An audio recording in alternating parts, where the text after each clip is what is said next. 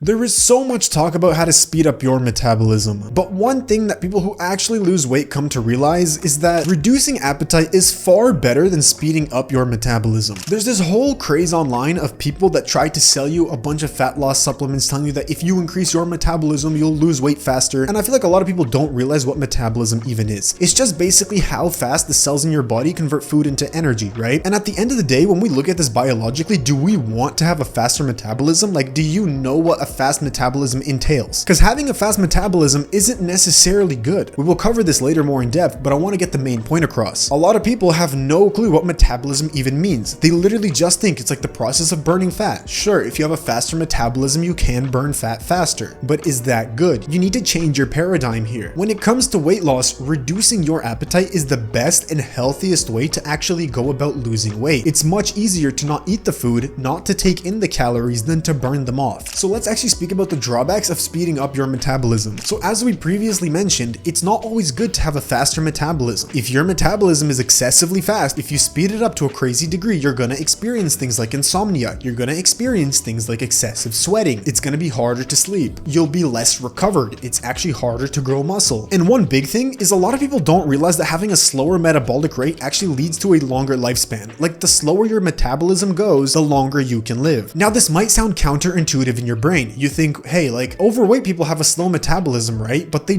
don't live as long. Like, if you're very obese, your lifespan is decreased. But this is another one of those uneducated things that people don't realize. If you are overweight, by all accounts, your metabolism is fast. The more mass you have on your body, the faster your metabolism is. It's like, of course, maybe someone who is more muscular would have a faster metabolism because muscle actually demands more energy from your body. But at the end of the day, if you're like 300 pounds, if you're 260 pounds, you have a fast metabolism compared to the average person, which then decreases your lifespan because you're literally burning through your energy faster. Some of your cells, like the muscles in your heart, just don't recover. So if they're going through metabolic processes faster, you're probably going to live shorter. So let's cover ways to speed up your metabolism versus ways to reduce your appetite. When it comes to speeding up your metabolism, a lot of people will try to sell you some type of supplements or something along those lines, and to some extent they work. One of the main ways to increase your metabolism is simply by taking in drugs, which could be in the form of like caffeine, primarily used in a bunch of fat burning supplements or supplements to increase your metabolism. And this applies to any other substance that will increase some type of metabolic process. So if you take in a drug that makes you breathe faster, you are speeding up your metabolism. If your heart is beating faster, you're speeding up your metabolism. If your body heat increases, you're speeding up your metabolism. Some other ways to increase your metabolism would be to like put on muscle. Muscle is far more metabolically demanding compared to fat. It just burns more calories at rest. If you do exercise, any type of training, you're speeding up your metabolic rate. If you fidget throughout the day, if you're getting in more steps throughout the day, you're speeding up your metabolism. Basically, speeding up your metabolism is more of an active pursuit, where reducing your appetite is more of a passive pursuit that gives you 80% of the results. So even if you look at the best weight loss drugs nowadays, they all consist of ways to reduce your appetite. All the best weight loss methods and diets try their hardest to reduce appetite. There's no one diet that's going to burn more fat off of you. It's just which one can keep you the most satiated. Satiety and being in a calorie deficit without going hungry is the biggest lever you can pull when it comes to weight loss. And it's also the least demanding on your body. So if we can reduce our caloric intake, we will get almost all the results that we want from weight loss and also not shorten our lifespan in any meaningful way. If you want to 10x your weight loss, press the first link in the description and join our free Skool group. I recently made a free fat loss masterclass, so check that out. If I give you anything of value, consider subscribing to the channel, and don't forget to stay savvy with your diet.